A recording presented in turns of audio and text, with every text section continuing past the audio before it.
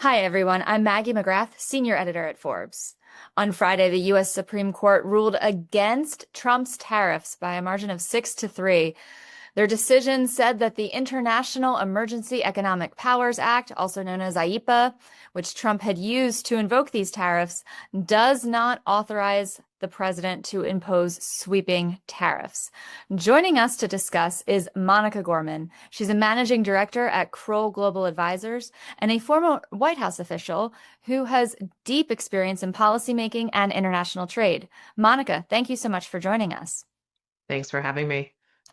So I mentioned in my intro, the Supreme Court ruled 6-3 against Trump's ability to invoke IEEPA when it comes to sweeping tariffs. What does this mean? So first of all, this is a landmark decision. The decision is decisive. It is a 6-3 majority. You see three of the more conservative justices also joining the three more liberal justices. So the Supreme Court is speaking in a decisive fashion.